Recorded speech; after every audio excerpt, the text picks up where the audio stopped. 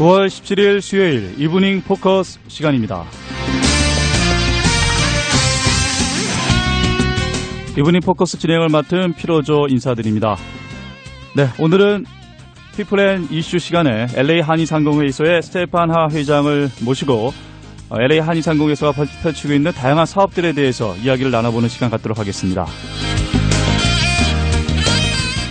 또한 아메리칸 매거진 시간에는 수요일 이민법 시간이죠. 임상호 변호사와 함께 이민법 관련 이슈에 대해서 청취자 여러분들과 나누는 시간 갖도록 하겠습니다. 이브닝 포커스 이 시간은 시티센터 지점 오픈과 함께 더욱 높은 연 이자율의 무지개 적금을 소개하는 1등은행 윌셔은행 제공입니다.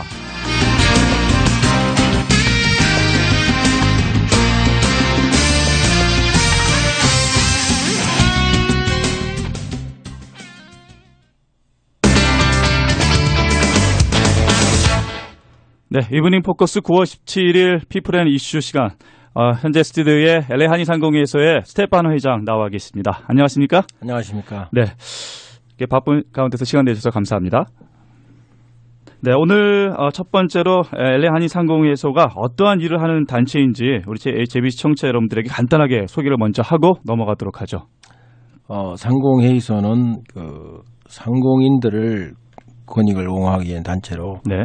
어떻게 보면 타운에 사업을 하고 계시는 모든 분들을 대표하는 단체로서 그분들의 이익을 추구하고 어떻게 하면은 애로사항을 좀 풀면서 더 돈을 쉽게 많이 벌 수 있는 걸 도와줄 수 있는 그런 걸 하는 단체입니다. 상공인의 권익을 우선으로 하는 단체입니다. 그렇죠. LA 지역에 있는 그 상공인들을 위한 LA 카운티, LA 카운티를 있습니다. 예. 예, 그렇군요. 네, 어제 LA 한인상공회의소가 9월 정기 이사회를 연 걸로 알고 있습니다. 어제 이사회에서 주로 좀 이야기들이 나왔던 이슈가 어떤 것들이 있었는지 간략하게 좀 짚어주시죠. 여러 가지 테크니컬한 이슈들도 많았지만은 네.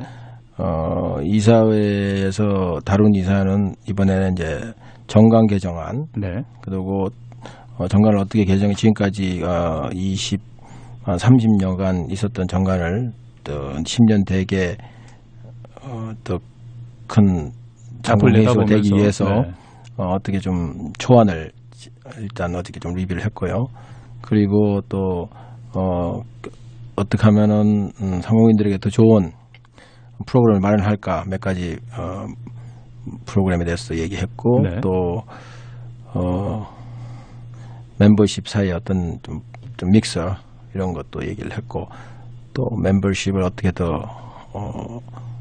확보를 하느냐. 네. 그리고 어저께 또 메인 토픽은 아무래도 31대 회장단 예산 감사가 있었습니다. 그렇군요. 예. 그 감사 결과는 혹시 나왔습니까? 아니면 감사 결과는 어저께 감사가 통과됐고요. 31대 아무런 문제가 없었다. 네, 문제가 없었습니다. 예.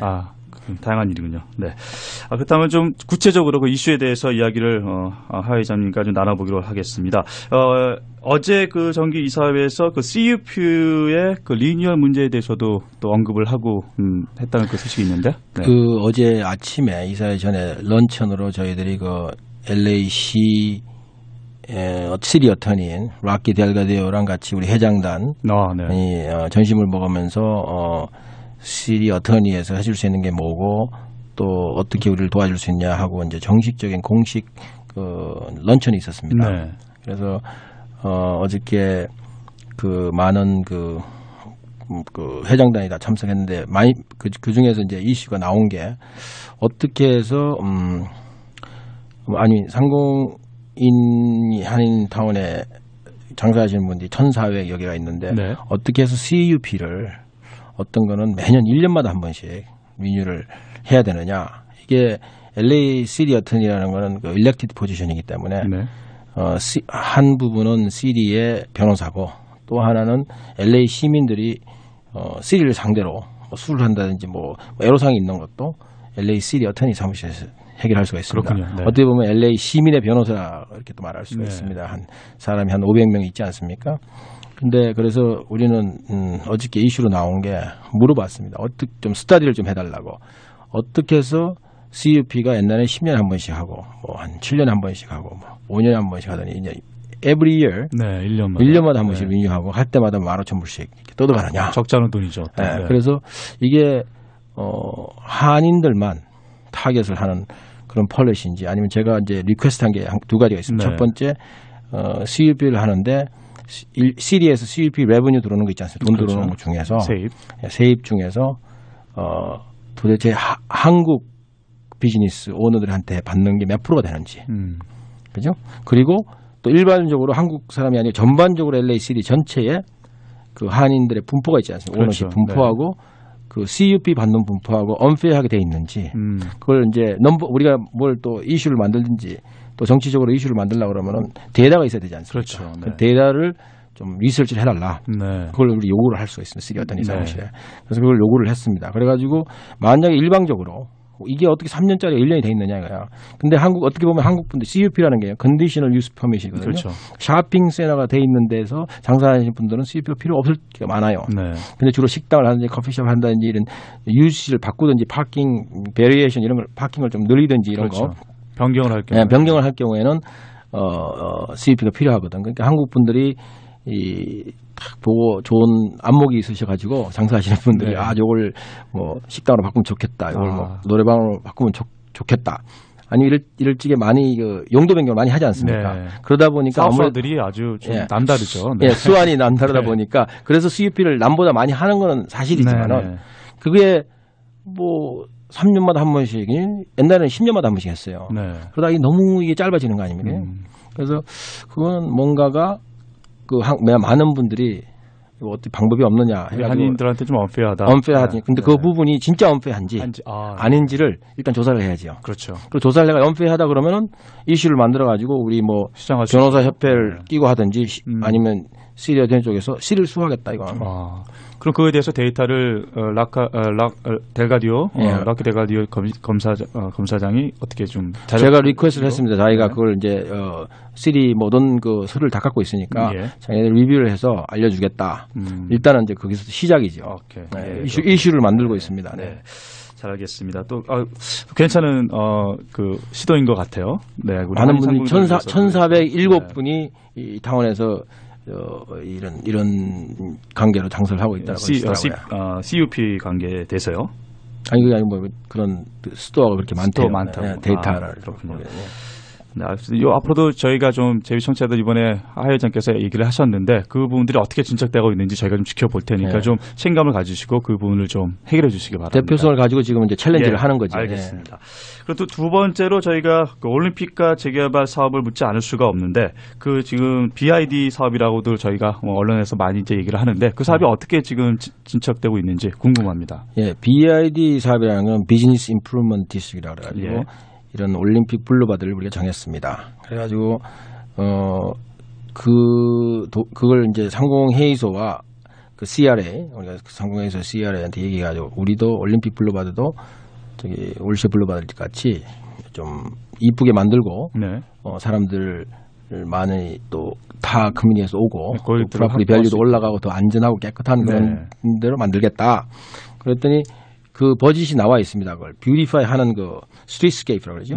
그 공사 버짓은 나와 있는데 근데 시리에서 원하는 거는 공사는 해줄 수 있지만은 그걸 관리를 누가 할 거냐. 그러면 관리 비용이 필요한데 관리를 해줄 단체가 필요한 거예요. 그러니까 그걸 관리하는 그 임프루먼트 디스트릭을 관리하는 게 비즈니스 임프루먼트 디스트릭이라는 어떤 단체가 하나 생기는 겁니다. 그 단체의 주인은 누구냐? 거기에 관계되는 예를 들어서 뭐 1,000명의 프로퍼리 오너면 1,000명의 프로퍼리 오너들이 주축이 돼가지고 그 사람들이 주인입니다. CRA하고 LA 상공회의소 하는 거는 소위 말해 영어로 말하면 인큐베이터라고 그러죠. 이런 게 생길 수 있게 우리가 기초를 닦아주고 만들어주는 역할을 하는 거지. 무료로. 우리가 이게 필요하다고 생각했기 때문에. 그리고 또 CRA에서 상공회의소가 적합한 단체라고 생각해서 우리한테 의뢰가 들어온 거고 우리는 그게 이 상인들 이 블락을 우리가 이 어떤 블락이 말입니다.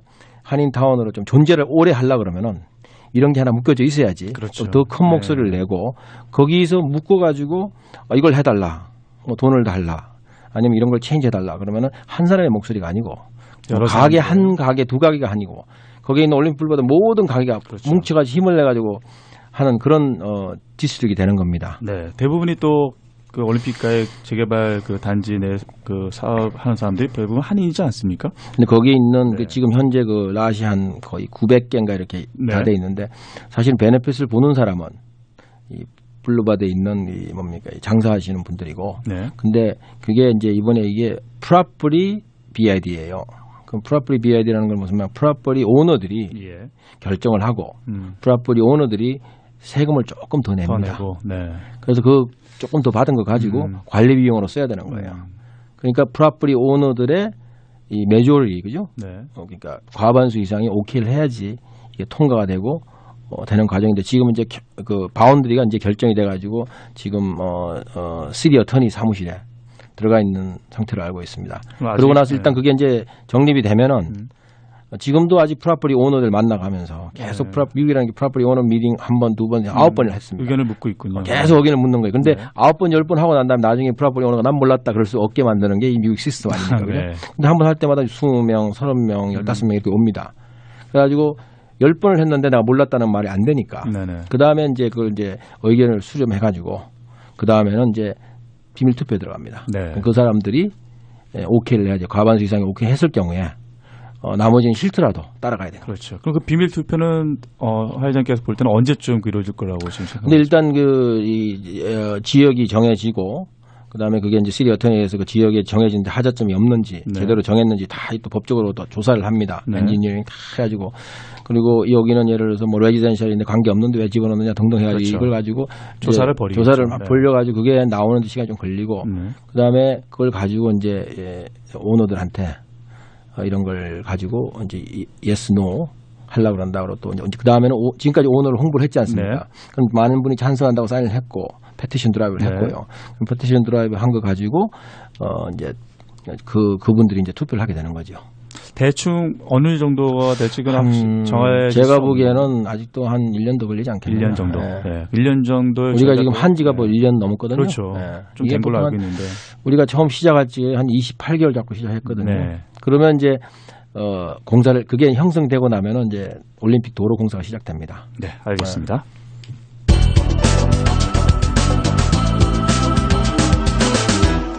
네, 여러분께서는 현재 LA 한인상공회의소의 스테판 회장과 함께 LA 한인상공회의소가 벌이고 있는 다양한 그 이슈들에 대해서 이야기를 나눠보고 있습니다. 네, 이번에는 그 마이너리 비즈니스 서티피 프로그램이라고 부르는 것에 대해서 간단하게 이야기를 나눠보도록 하겠습니다. 이게 어떤 프로그램입니까? 아무래도 지금이 불경기지 않습니까? 네. 불경기 있을 경우에 많은 분들이 이제 세 가지를 합니다. 처음에는 그 내부 개선해야 될 게 있느냐, 아니면은 구조조정한다 그러죠, 구조조정. 그 다음에 신규 사업은 신규로 뭔가를 좀 크리에이티브하게 생각을 해야 되지 않습니까? 근데 대부분은 이제 이걸 보면 타 커뮤니티에 있는 사람들을 끌어들이고 더 많이 들어오게 하고 또 하나는 이 가장 안전한 잡들이 많은 게 이 불경기일 때는 이 가버먼트 잡들입니다. 주정부 조달 사업 이런 거인데 주정부 조달 사업 같으면 뭐 CD는 별로 그렇게 DWP 예를 들어 CD 하나 디파트먼트 되죠. 포트 아니면은 뭐 에어포트 그다음에 또 항구 그다음에 디파트먼트 워터 파워 뭐 학교 이런데 뭐 조달하든지 조달 사업을 하려고 그러면은 우리가 이 윈도우가 있습니다. 그게 뭐냐면 마이너리 비즈니스 우리는 소수민족 비즈니스다. 그러니까 우리한테 우리 할당액을 걸 달라. 근데 이걸 흑인들이나 아니면 라티노들은 굉장히 이걸 잘 쓰고 있습니다. 근데 우리 한국 분들은 그거 아니라도 장사 잘 하니까 지금까지는 필요가 없었는데 신규 테리토리에 들어가려고 그렇게 하면 제일 먼저 해야 되는 게 마이너리 비즈니스 서티피케이트라는 걸 받아야 됩니다. 그래서 이번에 SBA랑 우리 상공회의소가 얘기를 해가지고 경제단체부터 한 분씩 두 분씩 다 참여하고 또 우리 상공회의소 사람도 집어넣어가지고 일단 이 서티피켓을 애플리케이션을 쓸 수 있는 사람을 트레이닝을 받는 겁니다. 그러니까 이제 모든 단체가 그 단체 한 사람 두 사람 정도는 쓸 수 있는 사람이 사무직원이 있다 그러든지 아니면 거기에 누구 또 그런 분과위원이 있다 그러면은 그분들은 이건 이제 쓸 수 있는 거예요. 아니면 이거 변호사나 다른 데 가면 500불 1000불씩 차지하는 거예요. 근데 이걸 이제 애플리케이션 사실 쓰는 건데 별거 아닌데 그것도 트레이닝을 받아야지 이렇게 써야 된다. 포맷이 있을 거 아닙니까? 그 포맷을 SBA에 이거 담당하는 사람 다 불러가지고 한 클래스를 만들어가지고 하루 한 5시간 트레이닝을 받는 거예요. 네. 워크샵이죠. 그렇군요. 그래가지고 네. 그걸 이제 우리가 지금 스케줄을 잡고 있는 중입니다. 네. 이제 스케줄이 잡아보면은 우리가 통보를 미디어를 통해서 통보해가지고 또 한 20-30명이 다 해야죠. 인텐시브 클래스로. 네. 그러면 그분들이 이제 이거 애플리케이션 도사가 되는 거죠. 그럼 그 단체들을 대표해서 그래서 그 단체에도 네. 한 사람씩 다 있는 거고 네. 상공회의소에도 써주고 그러면 그렇죠. 앞으로 이제 뭐 상공회의소 회원이 되고 이러면 이런 거 하나 하겠다 그러면 오면 우리가 회원 베네핏으로 써주는 거죠. 네, 그렇군요. 그래서 그렇게 네. 가지고 있으면 이제 그 다음에 그걸 하면서 그런 서티피케이션이 있으면 그 다음에 그걸 갖고 이제 비딩을 할 적에 그렇죠. 조달 사업에 이제 참여를 할 수 있을 적에 뭐 이거 우리는 마이너리 비즈니스니까 이렇게 참여한다.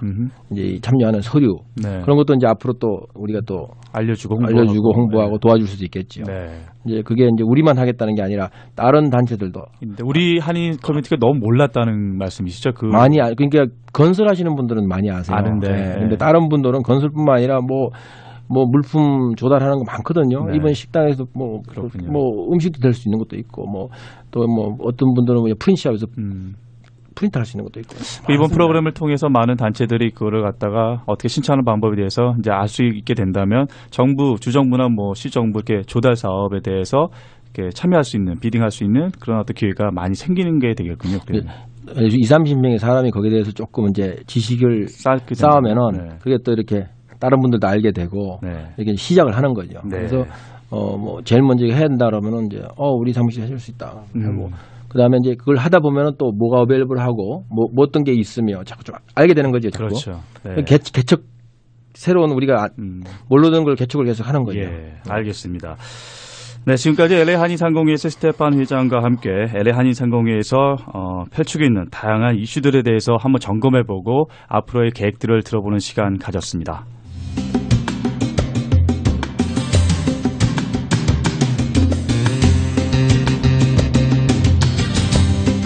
네, 지금까지 LA 한인상공회의소의 스테판 회장과 함께 이야기를 나눠봤습니다. 오늘 시간 내주셔서 감사합니다. 감사합니다. 네, 여러분은 현재 이브닝 포커스 함께하고 계십니다. 지금 현재 시간 LA 7시 34분입니다. 네, 잠시 후 수요일 이민법 시간에는 임상호 변호사와 함께 이민법 관련 이야기 청취자 여러분들과 나누는 시간 갖도록 하겠습니다. 기다려주시기 바랍니다.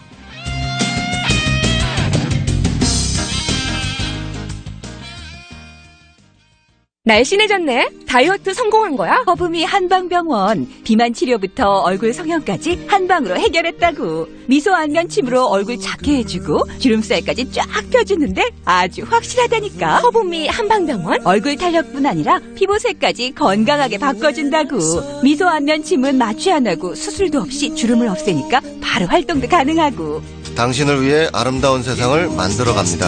허브미 한방병원 323-938-1000번. 잠깐! 효리다. 처음처럼은 흔들어야죠. 쿨하게 흔들어라. 19.5도 처음처럼 쿨 출시. 유립자가 작은 알칼리 환원수를 만들어 흔들수록 부드럽다. 흔들어 더 부드러워진다. 처음처럼.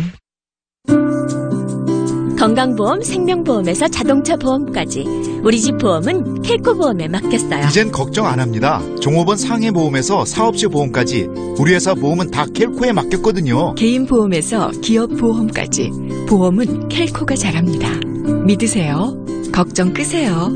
켈코보험 213-387-5000번. 켈코보험에 맡기고 걱정 껐어요. 연속 3회 한국문화관광부 장관상에 빛나는 조국 관광의 대명사 3호 관광에서는 조국 가을 단풍 대잔치의 60세 이상의 경로우대 특선으로 10월 12일, 10월 17일 단 2번 7박 8일 행사를 1299불에 모십니다. 목포의 유달산과 보성의 녹차원, 내장산 및 지리산의 황홀한 가을 단풍, 논계의 혼이 어려있는 진주성, 그리고 한려 해상공원과 울산, 부산 등 섬 전체가 민속박물관인 탐라 제주신라, 천년의 고도 경주에 이은 설악의 눈부신 단풍이 여러분을 기다리고 있습니다. 제주 신라호텔을 필두로 각 지역 최고급 호텔에서의 숙박과 각 지역의 먹거리 및 풍성한 볼거리가 있는 3호 관광의 가을 단풍 대잔치 단 2회 1299불. 사상 최저의 가격으로 최고의 호텔로 모십니다. 예약을 서두르세요. 3호 관광 427-5500, 427-5500. 또 한국 식당 가려고? 골든코스트 뷔페는 다르다니까. 와우! 바로 이 맛이야! 한식, 일식, 중국식, 바로 이 맛이야! 그러게 골든코스트는 다르다고 했잖아. 입맛 까다로운 당신 이제 골든코스트 왕팬 되겠네. 여보, 자모니 황가파리 여기서 하자! 중식, 각종 스시, 일본식, 미국식, 한식 등 150가지 골든 메뉴 골든코스트 뷔페 한인타운에서 10분 거리. 필요연동 각 파티룸 총 600석 13,000 스퀘어피트의 골든코스트 뷔페. 616-576-7688 꼭 예약하세요. 전 세계 10만 명 이상의 통증 해결사 알스맥스가 드리는 큰 건강 선물. 알스맥스 2병 구입 시 혈액순환에 좋은 오메가3 탄 1불, 더 진한 녹색 나노의 클로렐라도 탄 1불, 그리고 나이트 플럼 샘플 선물까지 세계인의 천연 통증 해결사 알스맥스 2병의 이 모든 혜택을 누리세요. 1888-524-5114.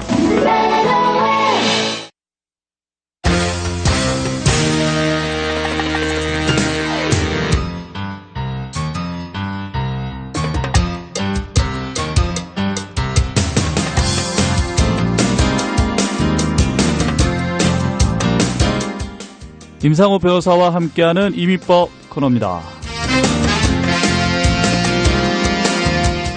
네, 오늘도 스튜디오에 임상호 변호사 나와 계십니다. 안녕하십니까? 안녕하세요. 네.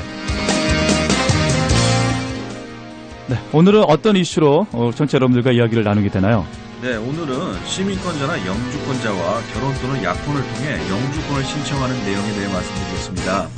많은 분들이 결혼이나 약혼을 시민권자나 영주권자와 하시면서 영주권 신청을 계획하시는데 각 상황에 대한 구체적인 차이점을 잘 모르시는 경우가 많으시고 또 잘못된 인식된 정보에 의해 영주권을 신청하다 빠른 시간 내에 영주권을 취득하지 못하는 경우가 적지 않은 것 같아 각 상황에 따른 차이점과 장단점을 잘 이해하시고 적합한 영주권 신청 절차를 거쳐 빠른 시간 내에 영주권을 받을 수 있도록 도와드리고자 합니다. 추가로 이제부턴 매주에 있었던 한인 관심사의 이민 핫 이슈에 대해 말씀을 드리려고 계획하고도 있습니다. 네, 오늘은 첫 번째로 많은 한인분들이 관심을 가지고 계시는 지난주에 새로 나온 2009년 회계연도의 문호 날짜에 대해, 즉 10월달 문호 날짜에 대해 그리고 여기에 관련된 추후 취업 이민 진행 속도와 여파에 대해 말씀을 나눠볼까 합니다. 또한 이번 주부터는 매주 청취자 여러분의 질문을 몇 가지 모아 답변해 드리는 시간도 갖고자 합니다. 네, 혹시 방송을 들으시며 궁금하신 점이 있으시면 질문을 해주시기 바랍니다.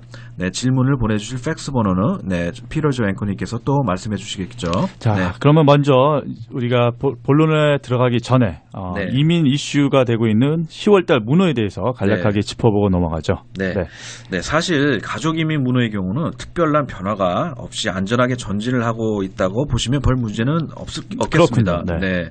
하지만 취업 이민의 경우는 3순위 숙련직이 1년 2개월이나 오히려 후퇴가 된 데에 대해선 아마도 많은 한인분들이 놀라시고 걱정을 하실 겁니다.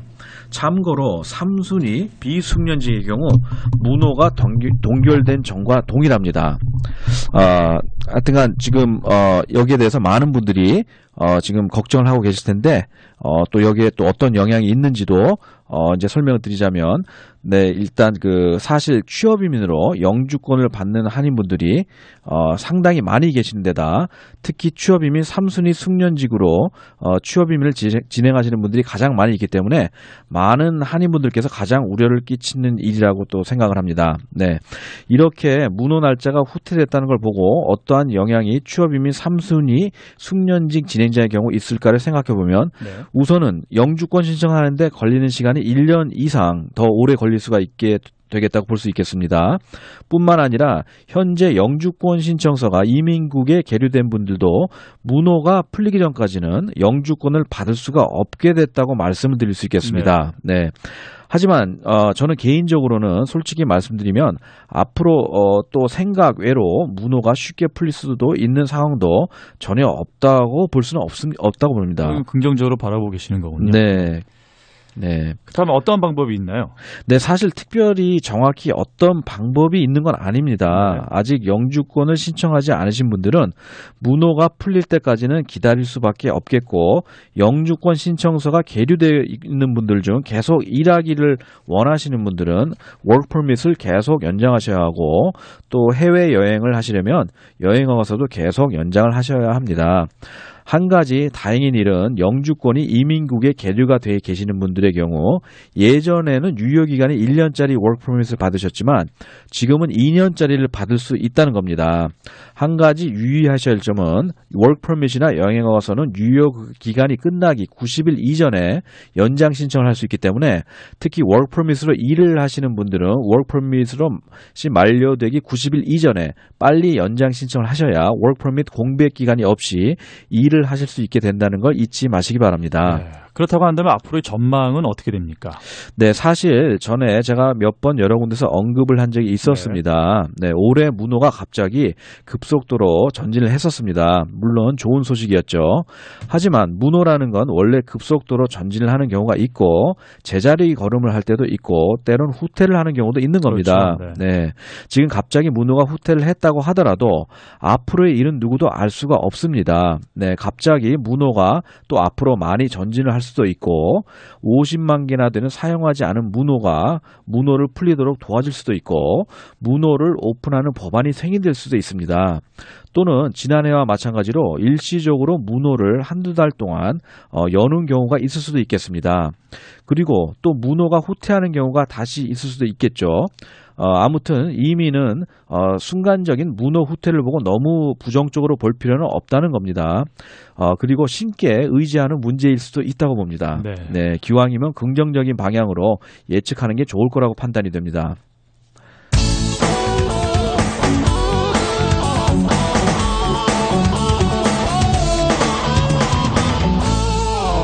네, 지금까지는 이민 이슈에 관련해서 10월달 문호에 대해서 이야기를 나눠봤는데요. 네. 네, 이제 계속해서 이제 본론으로 이제 들어가 보도록 하죠. 네. 영주권자나 시민권자와 약혼을 해서 영주권을 받을 수 있는 방법 있습니까? 네, 물론 있습니다. 네, 영주권자와 약혼을 해서 영주권을 받을 수 있는 방법은 하지만 영주권자 약혼을 해서는 없습니다. 약혼, 네, 네. 영주권자와 약혼은요. 하지만 그렇죠. 시민권자와 약혼을 하게 될 경우는 영주권을 받을 수 있는 방법이 있다고 말씀드릴 수 있습니다. 네. 약혼 비자라는 게 있죠. 네. 약혼 비자요. 네, 좀 네. 생소한데. 네. 네. K1 비자라고 불리기도 합니다. 네. 이 약혼 비자를 한국에서 받아 미국에 들어오실 수가 있습니다. 네. 그리고 결혼을 미국에서 하고 영주권을 받을 수가 있습니다. 시민권자와 결혼을 할 약혼자의 만 21세 미만 미혼자녀는 K2라는 비자를 받아 약혼자와 같이 미국에 들어올 수가 있으며 약혼자가 결혼을 하면 영주권도 같이 신청할 수가 있습니다. 그렇군요. 네. 좀 더 약혼 비자에 대해서 구체적인 자격이나 조건 이에 대해서 설명을 좀 부탁드리겠습니다. 네, 좀 더 구체적으로 말씀드리자면 시민권자와 약혼을 하신 분, 즉 시민권자와 결혼을 하기로 계획이 되신 분은 K1 비자라는 걸 받고 미국에 들어올 수가 있습니다. 네. 구체적인 조건으로는 우선 두 약혼자는 합법적으로 결혼을 할 수 있는 상황이어야 합니다. 네. 네. 그리고 진실된 마음으로 결혼을 하려는 마음이 있어야 합니다. 그리고 적어도 지난 2년 동안 만나고 교제를 했다는 증명을 할 수가 있어야 합니다. 2년 동안요? 그렇습니다. 네. 종교적으로 결혼에 종교적으로 결혼에 전에 만남이 허락되지 않는다거나 만남이 심각한 삶의 어려움을 초래하는 경우를 증명할 수 있는 분은 특별한 예외로 2년 동안의 만남과 교제를 증명 안 해도 되기는 하지만 네, 쉬운 일은 아니죠. 그렇죠. 네. 그리고 미국에 들어오신 후 90일 안에 반드시 결혼을 하셔야 합니다. 그리고 결혼을 했다고 영주권을 받는 게 아니고 결혼을 하신 후 영주권을 신청하셔야 합니다. 네. 만 21세 미만 미혼자녀분 역시 영주권을 신청을 해야 되겠죠. 그렇다고 한다니까 미시민권자하고 결혼을 하겠다고 약혼만 해도 일단은 미국에서 여러 가지 활동을 할 수 있는 그런 자격은 되는 거군요. 네, 그러니까 약혼을 꼭 해야 되는 건 아닙니다. 약혼이라는 거는 결혼처럼 그런 결혼 증명서처럼 그런 게 없지 않습니까? 네, 그렇죠. 네, 그러니까 이제 2년 동안 사귀었고 결혼을 하기로 이제 한 약속한 사람이라는 걸 증명을 해야죠. 예를 들자면 2년 동안 뭐 전화한 폰빌이라든가 편지 쓴 거라든가 사진 찍은 거라든가 그런 것들을 다 이제 준비를 해야 되겠죠. 그렇군요. 네. 그렇다고 하면 영주권자와 결혼을 하게 되면 어떻게 됩니까? 약혼이 아닌 결혼을 하게 된다면? 네, 영주권자와의 배우자 역시 영주권을 받을 수가 있습니다. 겁니다. 네. 하지만 영주권자 배우자는 영순위, 즉 시민권자 배우자의 배우자가 아니기 때문에 문호가 풀려야만 영주권 또는 이민 비자를 신청할 수가 있으십니다. 그렇군요. 문호에 달려 있다고 볼 수 있겠군요. 그렇습니다. 네. 문호 날짜는 가족 이민 2순위가 되겠고요. 현재의 문호 날짜는 2004년 1월 1일이 되겠습니다. 다시 설명을 드리자면 영주권자의 배우자는 우선 가족 이민 초청을 해야 되고 가족 이민 초청 신청을 한 날짜가 우선일 날짜가 되는 겁니다. 이 우선일 날짜가 문호 날짜의 이전이 되는 포인트에, 즉 우선일 날짜가 적어도 문호 날짜보다 하루 전이 되는 때에 영주권 또는 비이민 비자 신청이 가능하게 되는 겁니다. 그렇군요. 네. 예를 들자면 현재 영주권자 배우자로 이민 초청장 신청이 2003년 12월 31일이나 그 이전에 이민국에 된 분들은, 접수가 된 분들은 영주권이나 비이민 비자를 신청할 수 있게 되는 겁니다. 이해하기 쉽게 말씀드리자면 영주권자 배우자는 영주권이나 비이민 비자 신청을 하기 위해선 약 4년 반에서 5년 반 정도는 기다리셔야 하고 영주권 신청의 경우 미국에 하고 계신 분들이 해당이 되겠죠. 그렇죠. 네, 영주권을 받을 때까지 추가로 4개월에서 6개월 기다리셔야 하고 이민 비자를 신청하신 분은 6개월에서 1년을 기다려야 한다는 뜻이 되겠습니다. 네.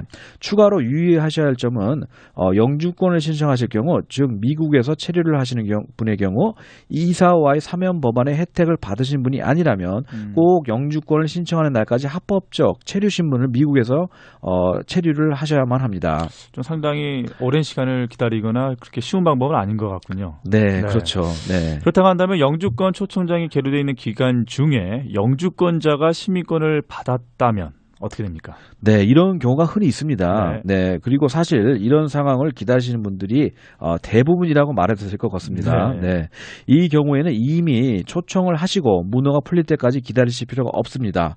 왜냐하면 이 경우는 영주권자가 시민권을 받는 순간 가족 이민 2A 순위에서 가족 이민 0순위로 업그레이드가 되기 때문에 문호가 없어집니다. 그러니까 시민권자와 똑같은 어떤 그런 자격을 부여받는 거란 말씀이시죠? 그렇죠. 시민권자 결혼하는 거랑 똑같이 되는 거죠. 그렇죠. 이제 영순위가 되는 거죠.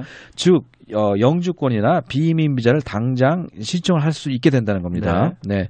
만일 이민 초청장을 어제 신청을 했어도 똑같은 결과가 납니다. 어떤 경우건 당장이라도 영주권을 신청할 수 있게 되는 겁니다. 그렇다면 영주권자가 시민권을 받았을 경우 불법 체류자의 배우자나 이민 초청장이 계류되어 있는 기간 동안 불법 체류자에 대한 분은 영주권을 신청할 수 있다는 말씀이십니까? 네, 할 수 있습니다. 네, 처음에만 미국에 합법적으로 입국을 하셨다면 불체이시거나 이민 초청장이 이민국에 계류되어 있는 동안 불체가 되셨어도 배우자분이 시민권을 받을 때 영주권을 곧바로 신청하실 수 있으십니다. 네.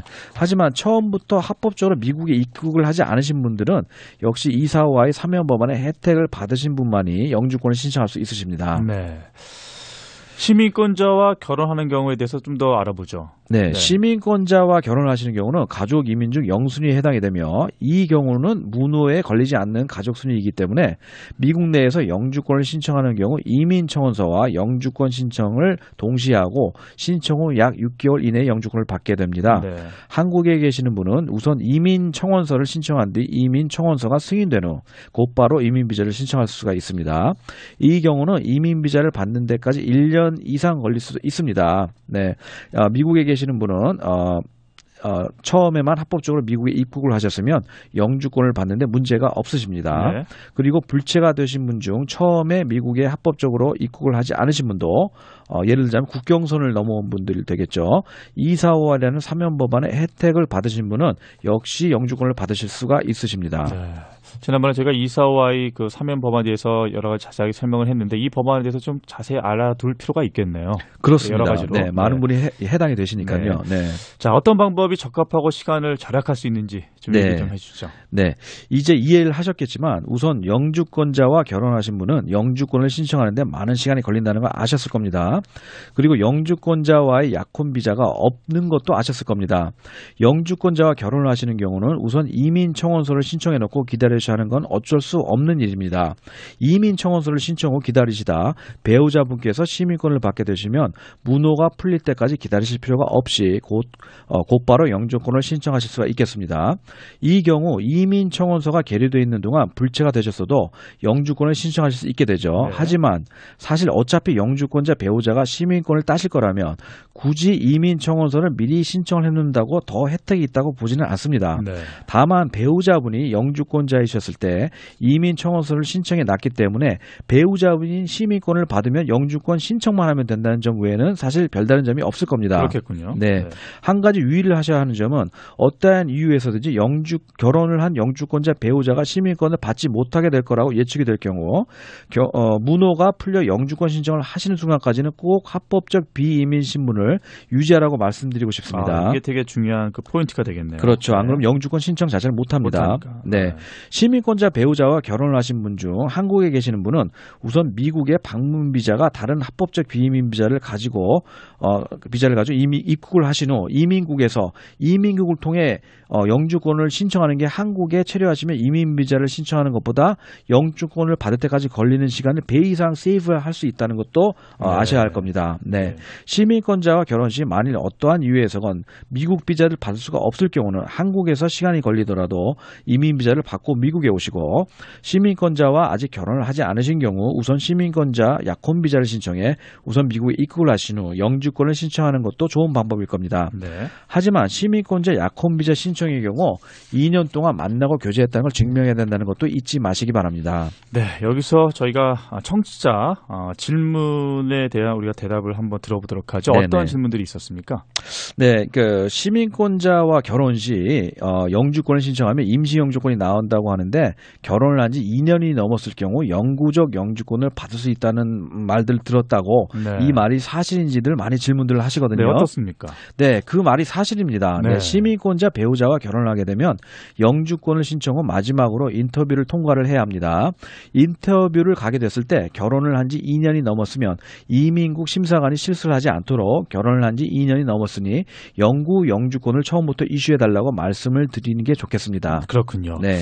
저희가 지난 그 개편 전 아메리칸 매거진 시간에는 이런 청취자 질문에 대한 대답을 저희가 하는 시간이 없었는데 네. 새로 개편되면서 이 코너를 또 신청을 했어요. 그래서 청취자 네. 여러분들께서 좀 많은 그 질문들을 해주시면 저희가 가능한 범위 내에서 계속해서 여러분들에게 그 대답을 해드리도록 하겠습니다. 네. 우리가 처음에 시작하기 전에 팩스 번호를 저희가 알려드리도록 했는데 이렇게 이민법 관련해가지고 청취자 여러분들의 궁금사항이나 그런 질문사항들이 있으시면 JBC 중앙방송 보도국 213-637-7166번 213-637-7166번으로 여러분께서 팩스로 질문사항을 보내주시면 저희가 그 질문사항을 받아서 우리 코너 시간에 여러분들에게 자세하게 알려드리는 시간 갖도록 하겠습니다.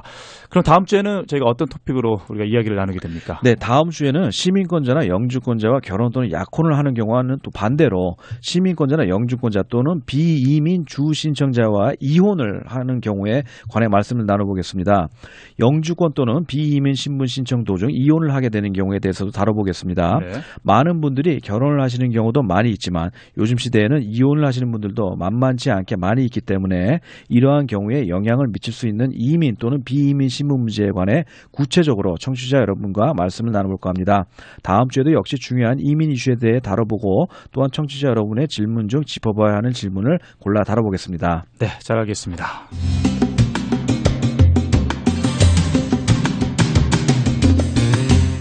네, 지금까지 수요일 이민법 관련해서 임상호 변호사와 함께 이민법 관련 이슈에 대해서 자세한 이야기 나눠봤습니다.